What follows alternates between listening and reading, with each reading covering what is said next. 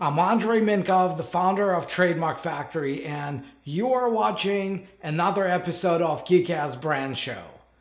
Today, I have for you Alex Berman. He is the co-founder and chairman of Experiment 27.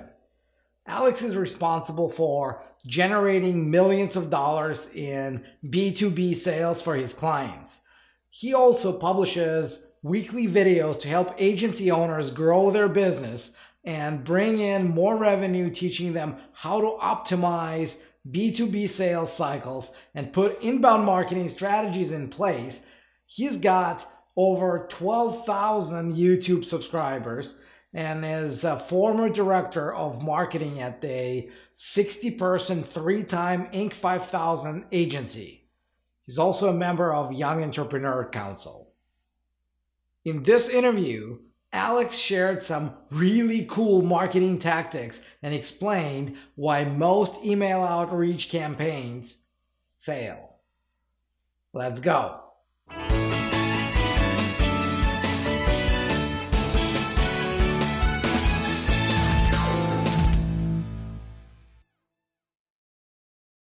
So welcome to the show, and it's good to have you on. And let's just get right into it. So Alex, how did you even get to do what you do? What's your story? Let's Sure. start there. So I run an agency right now called Experiment 27. We help other agencies get deals, basically help them generate leads. And it started because I was director of marketing at this agency in New York City. I started as a junior sales guy and kind of just kept pitching the CEO until he made me director of marketing. And from there, I oversaw or helped oversee the growth from, we were 40 people. When I left, we were about 90 people. Wow. We hit the Inc. 5000 fastest growing companies. It was 2 times while I was there and 1 time before I got there. And also we drove their inbound leads from 14 leads a month up to 40 and then up to 120, which for an agency, it was surprising it was so low at first. Mm-hmm. But yeah, so I mainly focus on lead generation, marketing, and sales training. How did you even know it's something you're good at? How did I know something I was good at? So I took this course when I was in college called Find Your Dream Job from Ramit Sethi. And this whole course revolves around emailing people for coffee meetings. Yeah. And he has some scripts in there, but I would rewrite the scripts and email these people in New York City. And I ended up reaching out to something like 100 or 200 people and landing a job within 30 days of getting to the city. Mm-hmm. So I realized that there might be something to this like cold emailing thing for reaching out to people. Yeah. Just sending an email and getting in touch with somebody. I didn't realize it was as useful as it was. But yeah, basically everything I've done so far has been based on that now, cold emailing as a concept. What's the coolest person you've met this way? Coolest person I've met. I don't want to not say anybody, you know. No, I mean I've met with a bunch of Fortune 500 companies. There has to be somebody you're like, this is my top one that I'm like super proud that I got to meet because of this strategy. Is that? So I'm still proudest of. I met Joe Zemer from Betterment. Betterment is this. They've raised I think over $100 million now. But when I met him, they had just announced their funding like the day before. So it was like nothing there. And he was like the first real coffee meeting I had. So I'm like really proud of that. Wow. But otherwise, yeah, like I've met with a bunch of Fortune 500 companies, a bunch of really interesting top performers like that. Yeah. Why Experiment 27? What does 27 stand for? Why is it an experiment? Sure. I mean, all good marketing is experiments. And X27, it's based on experimental aircraft, like the way that they name themselves. Because I've been pretty into Howard Hughes, especially when I was starting the company, and how because he's a guy that just nonstop loves to experiment with his life, loves to grow, and that's where we picked the name. And our logo is a space monkey because you gotta throw some space monkeys into space before you get the humans out there. Yeah, that's low risk testing. Okay. So when you introduced yourself to me, you said you have those kick-ass clandestine strategies that provide those results that you just briefly shared, which is pretty phenomenal. How'd you do that? How did I do that? How do we get the results? Well, how'd you get the results? What's honestly, what I'm really interested in, it's not just the results, because I mean, for results, people just should contact you and you'll be able to deliver that for them. But what I'm truly interested in is, how do people realize they've got something unique about them and they just go on and perfect that? I think that's the most fascinating part of, everyone finding their strong points. Yeah. And I think for me, so cold email, I would say I'm pretty good at it. In terms of like when I send an email out, I can almost predict the response. Like almost 100% of the time I'll know if they didn't respond, why, and all that stuff. And that was a lot of practice, but I put off, I guess I didn't even realize I was good at it until I tried all these other marketing tactics and realized that like cold email was the one that got us results over and over again. So it's a lot of testing. Like if, because I've tried a lot of other marketing channels and I just wasn't as passionate about them. So there's really like two channels that I'm passionate about, right? It's cold email and then YouTube videos. Right. So with what are the top 3, top 5, up to you, biggest mistakes when people do cold email? Sure. So the first mistake is, well, actually, okay. The real first mistake, and I haven't heard this really talked about, is stupid like typos and stuff. So I can't tell you how many cold emails I get in my inbox where they have everything set up correct, where it's like the company name is there, the first name's there, but maybe the first name will have like an extra space after it. So it'll say like Andrei space and then a comma, or maybe the company name will be in all caps, or it'll have the LLC attached to it. And so that's number one, is like not rereading, checking for mistakes. That counts grammar as well. A lot of people that don't speak English as a first language don't realize how their emails come across to native English speakers. I'm one of those people. And you can tell you've worked on your accent too. Like you've got an amazing American accent. Thank you. Yeah. But like you can tell the work that you put in to making everything that you do sound, as native as possible. And I know it's a lot of work, but yeah, the solution there is to use a tool like Grammarly, or really just you can hire someone to look at your emails as well. So that's the main one, is typos. The other one is thinking that they're going to cold email somebody and they can send the same email out to like 200-300 people at once without really customizing it.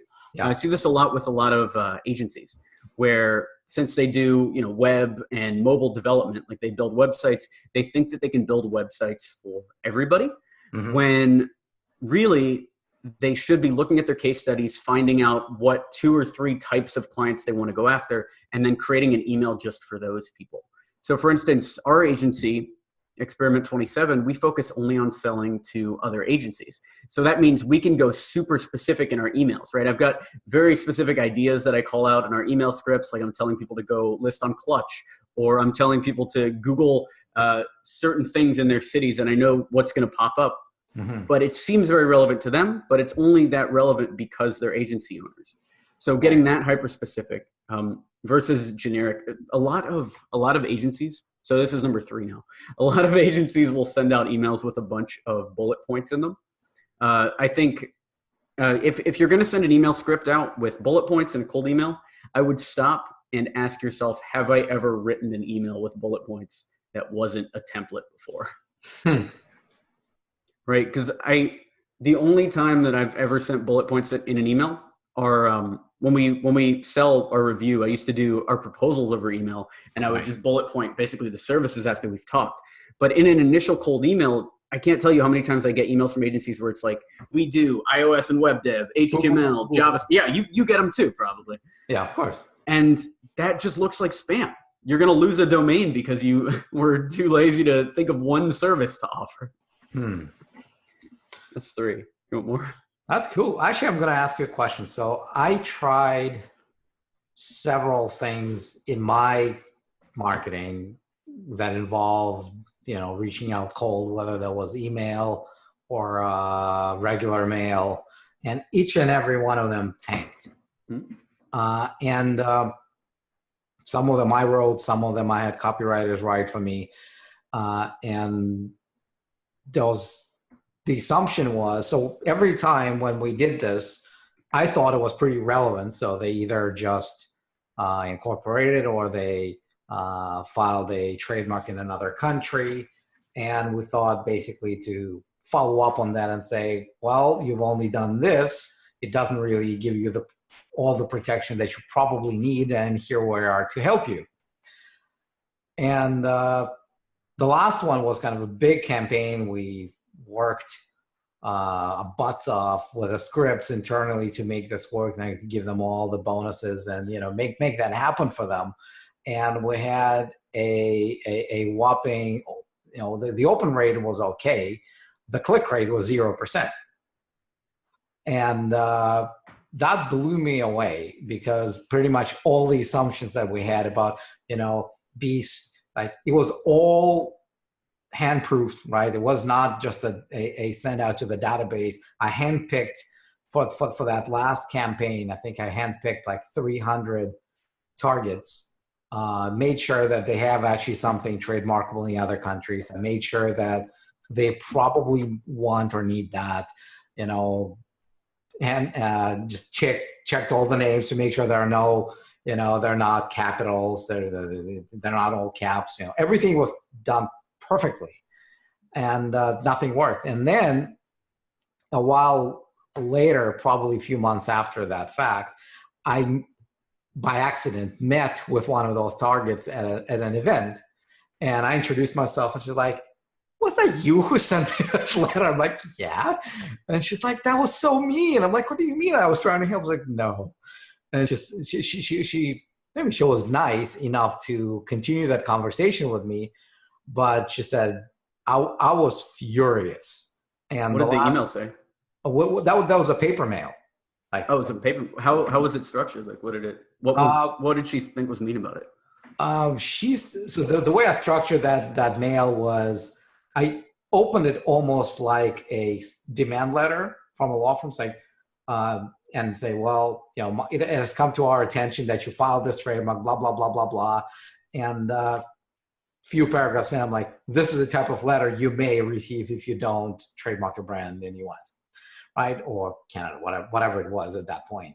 But she was absolutely freaking out. We got some bad complaints from other law firms who are handling their other files. Yeah, because they probably sent it right to their lawyer, and it looked like a legal summons or whatever. Like, if you've ever been sued, right? Yeah. That is like the most terrifying letter to get. Yeah, and so I was curious, but so that outreach pretty much ended there when we got 0 clicks for people to even get the free book and stuff. I was actually planning to mail them physical copy of my best-selling book, Nothing Works. So what's your take on that? I mean, I understand you didn't read the letter, it's kind of out of the blue, but.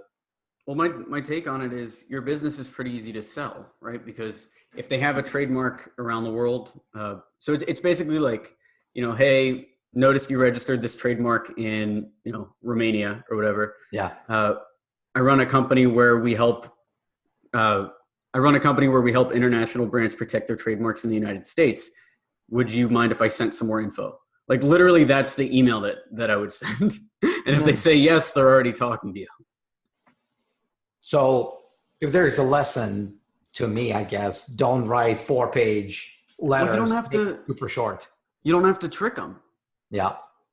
If your service is valuable, there's no reason to scare them or make them associate you in any way with legal proceedings. Yeah.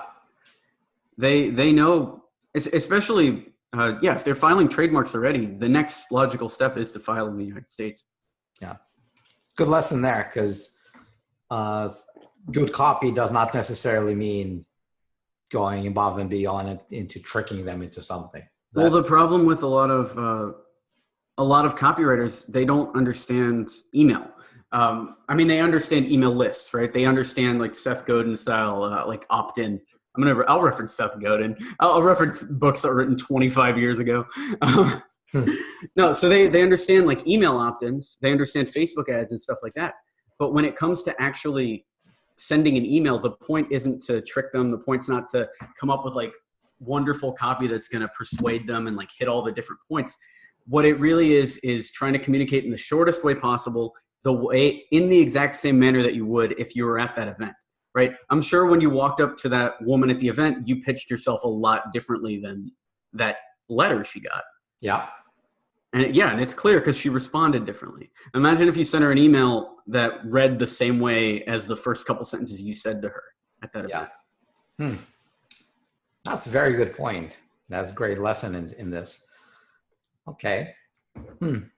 I'm just absorbing it because there's so much wisdom in this, and it sounds so intuitive, but apparently it wasn't. You know? So okay. Yeah, I do a whole series on YouTube called Cold Email Teardowns, where I just have people send me their emails, and I've just been tearing them down and like rebuilding them.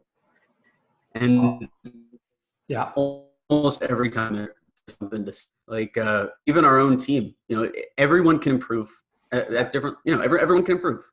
So it's always good to get a third party looking at stuff before you send it. And I'm actually concerned with the copywriters. How do people do that? How do people get you to tear down their cold emails? So if I've been having people just email me, Alex at experiment27.com. No guarantee, right? I might pitch you on consulting if your email is like really bad, but if it's going to be an interesting YouTube video, I'll put it up on the channel most likely. Cool, because I think there's a ton of value there. So yeah, also interested in getting sales calls, proposals, anything outside of cold email as well, revolving around B2B sales. Okay. So what's the number one? So just in that email that you that your team sent me about you, there's kind of a bunch of things that you do, and they all are somewhat related to, you know, the marketing and sales and just getting people to react to the message. But if there was one thing that you said, if I could only do one thing and one thing only, what would that be? So I have a pretty easy time getting meetings with people, especially that initial meeting. Mm-hmm. That's the one thing. Yeah, that's probably my one strength. I'm working on some other stuff now, but I'd say that's the strongest. Okay.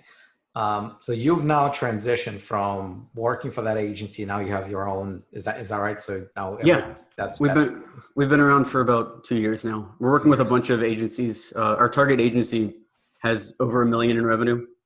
So we're working with real, you know, established companies and helping them get to the enterprise. Yeah. So what will they find with you that they wouldn't find with others? So when I was director of marketing at that other agency in New York, I was very happy when I first unlocked my marketing budget. The CEO, it was very small at first. It was like $2,000. And I spent those $2,000 on an SEO person. Mm-hmm. No results. The next month, I spent the money on like a PPC person. No results. I spent them on an outsourced salesperson. And so I tried all these B2B marketing firms, and every single one of them failed. Like none of them were able to even move the needle a little bit.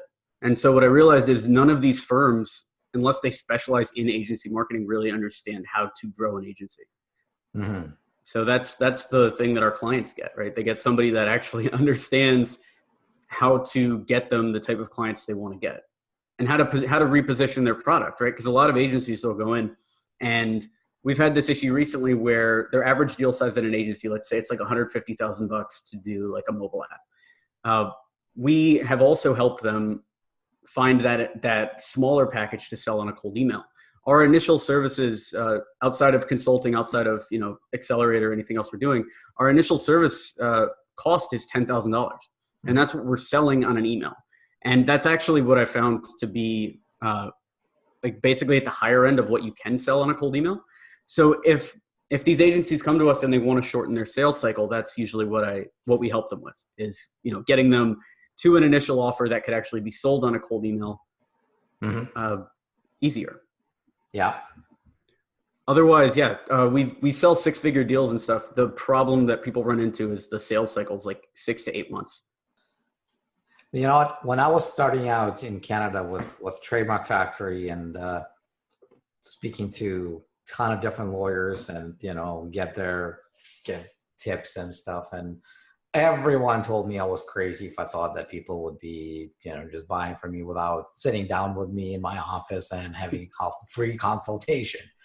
It's so good to be able to proving them wrong every day with, strangers going to the website, and just as long as the process is good, as long as there's value in the offer, I think that's exactly what you're experiencing with your, Yeah, we sell emails. Yeah, we sell the vast majority of our stuff just over Skype or over Uber Conference. I've gone into clients' offices maybe 3 or 4 times in the 2 years we've had a company. Yeah. And then our sales guys, like our main sales guys over in North Carolina, like he's not in New York, he's not in Chicago, he's not in SF, but he's selling to all those cities. So yeah, you don't need to be in an office to do anything, really. Mm-hmm. When you say agencies, do you specialize in any particular type of agencies, or? So any sort of services businesses, our strengths right now are mobile and web development, both front end and back end. Mm. And then also, like design firms, branding agencies. And then we have a couple advertising agencies, not marketing and PPC, but the ones that do like traditional, like billboards and stuff like that. Mm. That's pretty cool. So because this Kickass brand show, there are a few questions that I always ask. And one of them is, especially with you, since you've helped so many brands, get to where they wanted to be from where they were. What do you think makes a brand kick ass? So what makes a brand kick ass? I think it's having a really recognizable logo. And then I know for X27, this might be a personal thing, but I love names that can fold down. So like I can call my company Experiment 27, or I can call it X27. Mm-hmm. And I'd love that. I think that's a cool brand. And then I also think in terms of the approach and the culture, having a holistic process that other agencies don't have is also a necessary part of any sort of B2B brand, at least. Mm-hmm. So do most people find you through X27, through Experiment 27, or through your first and last name? Most people find us through cold email right now. And then the second most popular is the YouTube channel, because we're covering basically every keyword. If you search cold email, there's like 8 of our videos at the top. Wow. And anything around Experiment 27, Alex Berman, or most sales topics we've covered. So it's a lot of inbound now. Yeah. How do you track your process, your conversions? Just with the usual CRM, or do you have something on top of that? So we use base CRM to track the deal flow. And then we use this app the SaaS called Yesware. It's a Gmail plugin. And then our sales guys, send emails out. You can track the open rates, you can send drip campaigns, like it's all in there. So those are the 2 that we use. And then we have a bunch of like proprietary spreadsheets that we made, because spreadsheets for some reason work better for project management than every other PM tool. At what point do you transition from like a personalized, targeted outreach campaigns to just sending them back to drip? So you can send drip campaigns. You just have to customize it. So for instance, if an agency was going after the Fortune 500 as a concept, I would say don't go after the Fortune 500, right? See them as different verticals. So for instance, we're going after soft drinks with one of our agencies. Yeah. And so soft drinks is a vertical of the Fortune 500, right? You got Pepsi, you have Coke, 7-Up. Like there's a bunch of these. 7-Up might be owned by Frito-Lay. I'm not 100% sure, but they're all owned by these. They're all in the Fortune 500, but they all have their own problems as soda companies specifically. So if you're going after soda, you can write an email drip that's just after Fortune 500 soda brands, which, let's say there's, 15 of them. It's probably a few less than that. But at each company, there's maybe, 10 or 15 departments to go after, and then 4 or 5 decision makers at each of those departments. So you can build a pretty good lead list there. And then write an email drip that's custom to them. So it's still not one-to-one emails. Like that's pretty inefficient, really, writing every email by hand. Yeah. But it is one-to-one style. And here's another thing that I've been struggling with my drips, because I slowly start adding those messages to the drip after we've stopped going for them with a more personalized approach. Uh, do you think there's a limit as to how many messages you want to kind of send them to, just remind them that you exist?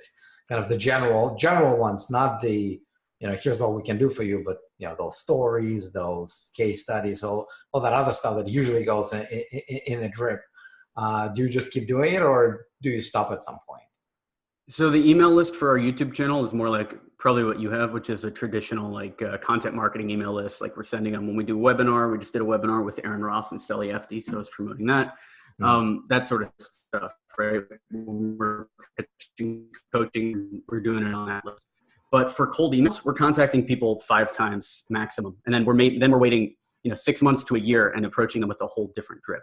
Because what I realized is there are different messages that resonate with different types of people. So for instance, at agencies, there's a couple different target personas, right? There's like the gung-ho like sales guy that's only interested in how he can make more money in terms of bottom line revenue. There's like the CEO role that's only interested in how to increase his profit margin. Then there's like the design type of person who's only interested in expressing his art and working with the best type of clients. So if you approach the wrong guy with the wrong message, they're just not going to respond. So It's best to wait 6 to 12 months. And then we have several different drips to approach each one of those different people. So so short answer is, if they haven't responded by email 5, there's something wrong with what you're sending them.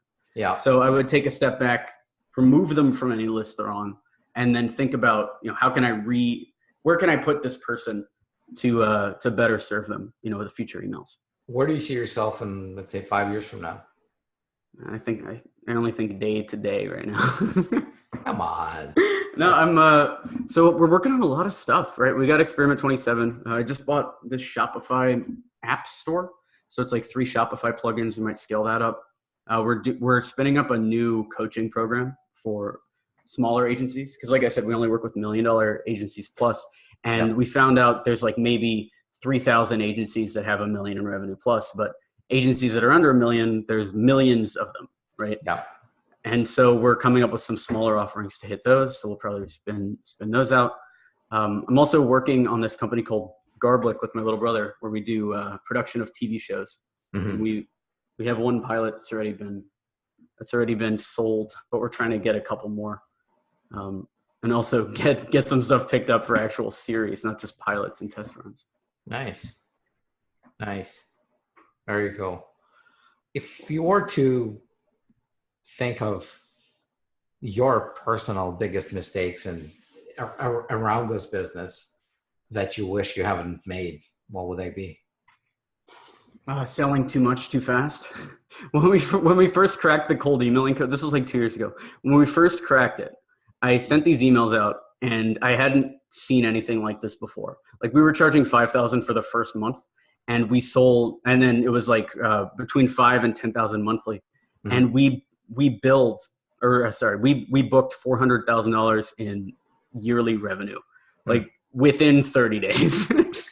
And I got super carried away with it, because I was like, why all these guys are buying? Why am I not selling? Mm-hmm. But we ended up having to put a bunch of those accounts on pause, and we actually put about half of them on a wait list. Like we stopped billing them, because we had to make sure our processes could scale. Because before it was me and my co-founder Robert. Robert did the production, I did the sales. Yeah. But as soon as we got more than like 2 or 3 clients, we had to hire. Well, we wanted to hire a sales guy, so we hired a sales guy. We had to hire more people to do the cold emailing. We had to hire a marketing manager to actually do the review process. Like we had to scale. We ended up hiring 5 people off of the revenue we generated in that first month. So that was the mistake we made, right? The mistake we made was pushing too hard. And if I had to do it again, I would have just taken our first client, who was actually the agency that I was working with, and just focused on them for like the first 4 or 5 months to make sure that they were successful. That probably would have saved us about a year of missed opportunities. Cool. Anything else? Like any words of wisdom in terms of what you would have done differently? Yeah. Okay. So the easiest thing to say is focus on making sure your service delivers massive value before you sell it. Mm-hmm. But if I was an entrepreneur like back then, I would not have listened to that. Right. If you if you want motivation, sell some stuff. Right. If you want to deliver actual value, work on your craft. And the hardest thing for me has been finding what that balance is. Right. How do you know when you are when you're competent enough to sell your services Yeah. versus needing to take a step back and actually work on the processes. And it happens at a bunch of different levels too, because you might be competent as a freelancer, right? Like me and Robert ran a six-figure agency before, so he understands like the processes of getting people to do the work. He understands it from a CEO point of view. I was director of marketing and a sales guy, so I understand that whole sales process in an agency. But once you hire people, now you're not freelancers anymore. Now you're managers, and that's a completely different skill. You're creating systems and processes. You're keeping people accountable for their work, like you're recruiting, and that's another skill that we had to get good at. I agree with you 100%. And in fact, I've realized that I can't function well when I'm trying to do both sales and client work because both suffer. Well, so I think there's even three groups, because I can't function if I'm doing any of these three things at the same time, right? Client work, so production, sales, and actually talking to customers every single day. And then the third one's actually marketing. So making YouTube videos and inbound marketing. Like I'm fine with little introductions and stuff, but we had to hire a director of sales because they're way better at selling, right? Mm-hmm. And I know if I can have a director of sales selling, and Robert can manage production, then we're good. And I can just sit there and make YouTube videos and drive as many leads as possible to the business, which is where I'm strongest. So that's your focus right now. That's been my focus really for the last 9 months. Robert took over as the CEO and I became chairman because I realized that he has more of those CEO traits. Mm-hmm. How easy was that for you to give up? How easy was it to give up? I was extremely stressed out before, so it was very easy to just throw it on him. But then the next day it was very tough. Well, because that's an experience that a lot of business owners are going through. At some point, they're like, maybe I should not be doing this. Well, yeah. What's your tip? What's your tip for actually letting go and having somebody else take care of this? My main tip is find something else to distract yourself with. I had to get used to not checking my email every 3 minutes looking for clients, because every 3 minutes there'd be like a question or there'd be like an inbound lead or something. Yeah. So I got used to a dead inbox. We moved our meeting times from whenever and wherever to 2 meetings a week, and then now it's only 1 meeting a week. So it's using systems to force yourself to step back, and then be ready for it to fail. Right? Like we've run into issues. We're running into a little bit of an issue right now where we had to restructure some of our team. And the way you get better as a chairman, I guess, as a viewer of your own company, is to let your team work it out. Right? Like I'm still in there and doing like little tweaks where necessary, right? If they have questions and stuff. Yeah. But the easiest way to let something go is to just kind of sit back and let your team trust your team knows what they're doing. Yeah. That's why you have a team. Yeah, and then distract yourself however possible. Like go to the movies, take a lot of naps, like eat a lot of food to get yourself into some kind of food coma. Yeah, a lot of distraction involved. Cool. So let me take you back to that 5-year or 10-year mark from now. Is it still going to be Experiment 27 in your mind? So I'm a big fan of what Richard Branson's done, where I think he's running like 200 or 300 companies, and he sets up his systems, right, where he will have an idea like he had for Virgin Air, where he just tested he chartered a flight and tested it, and then he outsourced that, like, hey, this chartered flight generated income. He outsourced that to somebody else. Hey, build this into a company. I love that about him, and I would see myself going in a similar route. I'm a lot more of a beginner. I was talking to this guy that I really respect, JT McCormick. He's the CEO of this company, Book in a Box. Mm-hmm. And he says there's 3 types of entrepreneurs. There's beginners, middlers, and enders. Beginners are really good at starting stuff. Middlers are really good at scaling. And enders are really good at taking your company to its final form, whether that's IPO or acquisition. Mm-hmm. He sees himself as more of an ender. And he took over from the 2 guys that were beginners. I think Robert is more of a middler, right? He's taking us to scale. If we did want to IPO or we did want to sell, we'd probably get a more senior CEO just to take us over there once we're at like, I'd say probably like 10 million revenue. Like I think we had a lot of growth until we're at that point.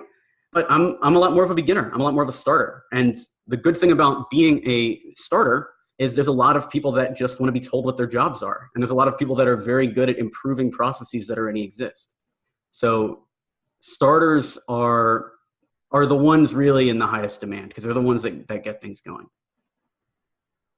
That's a very interesting perspective. I like that. That's pretty cool.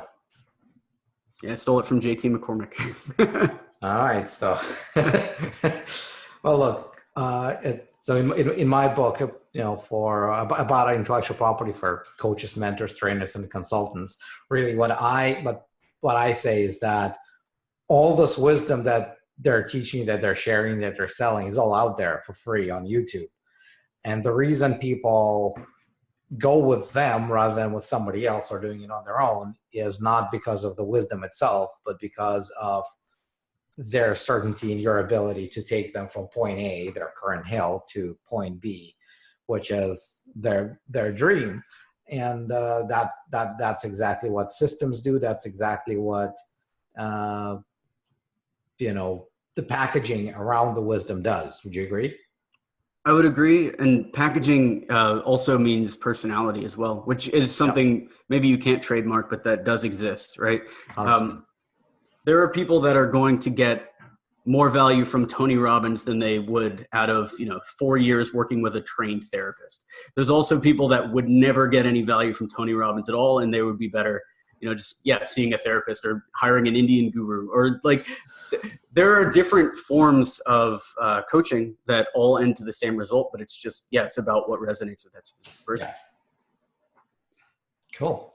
So before we wrap this up, I would like you to just leave the audience with, let's say, 3 top Alex tips for whatever it is, whether it's their daily processes, whether it's tips on scaling up faster, whether it's anything that you think would help my audience, your audience,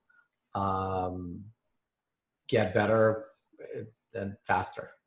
Sure. First one is, if you're feeling really bummed out and really depressed, at least what works for me is look at how much money you're making. So I always find that if I'm not selling, that would depress a lot of people. Yeah, exactly. I always find, but it's like burning in the back of your head, right? I find that if I haven't closed a deal in the last like 2-3 weeks, I start getting extremely bummed out. Mm-hmm. So whenever I feel like disassociated, or even when the trigger for me is whenever I feel like I need to go on vacation, that really means that I need to send like 200 emails. Like I really need to hop on some sales calls and start closing some deals. Mm-hmm. That's the way to get reinvigorated in your business most of the time if you're getting burned out. Yeah. So that's tip number 1. Number 2 is from this Stanford psychologist, BJ Fogg, that I've kind of adapted into my whole life, which is anytime you feel motivated, don't use that motivation to actually do work, even though you might want to. Instead, use that motivation to set up systems. So for instance, if you feel like you're in a slump, rather than doing work, instead make a to-do list, or create a series of weekly goals that you're always going to hit, or change the alarm on your phone to like 8:15 a.m. or 7:15 or whatever. Change it to an hour earlier. Like use that motivation to force yourself in the future to be better. That way you don't have to rely on just these little motivational spurts to succeed. Yeah. And then number 3 is patience, I guess. Things take a very long time. I know I look super young. I'm 26, and I've been working at marketing since I was 16, so 10 years just to get to this point, and I'm not even close to where I want to be. Mm-hmm. So really things take forever, right? If you're 45 and you're just getting into entrepreneurship, just know that it might take you till 55 to really make a decent salary. Like it's things take a very long time. I know. I know. Yeah. Everything takes a lot longer than you think. Yeah. It's what Grant Cardone says, right? So always expect it's going to take longer, cost more, and require more effort than you hope it will be. And just that's where his entire 10X idea comes from, right? If you put 10X into what you think it will require, you will actually get there a lot faster. Yeah. Well, the other thing, I guess fourth tip, because I did 3, but it's sustainability. And it's like, even if you get to your point where you want to be making, like you're making the right amount of money and all that stuff, all of it doesn't go away overnight, but it will slowly degrade if you don't work on it. And this might be a Grant Cardone thing as well. But I found the same thing. Like when I first stepped down to be chairman, I don't think I worked on X27 for like 3 months. And we were running into issues. Robert's a very capable CEO. Yeah. But there's a reason me and him were a founding team. And so it was only by getting in there and, tweaking some stuff and actually working on it instead of just ignoring the business that we were able to, keep our growth up. So even if you get to a good point where you think you've got like passive income and you're just crushing it, all of that can slowly degrade. Like, and that sneaks up on you because you don't realize where you're planting landmines while you're doing it, especially if they blow up on you like 8 to 12 months later. Yeah. So before we call it a day, what's the best way for people to reach out to you? Is that the website? Is that an email? Is that, what is it? Is that phone number? What's the best way? So Experiment 27 has all of our services. If you want free stuff, it's b2bsalestraining.org. That's a playlist of all of our most helpful sales tutorials. Like you're talking about all the free stuffs for free online. Mm-hmm. I'm not making a course ever. I've gotten most of my value from one-on-one coaching. So I'm trying to share the same stuff that would go into a paid course for free on YouTube. So that's b2bsalestraining.org. And then, if you have your, if you have any cold emails you think would be a good fit, or you want to get your stuff critiqued, proposals, cold emails, sales calls, cold calls, anything like that, email alex@experiment27.com.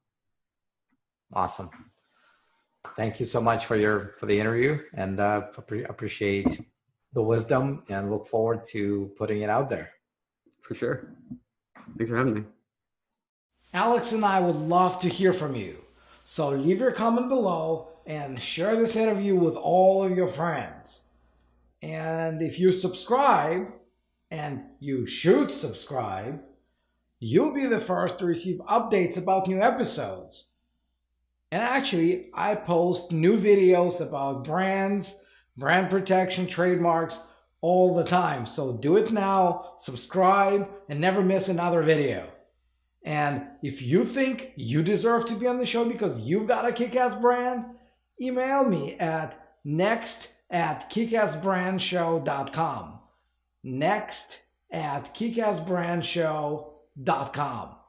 I'll see you in the next video.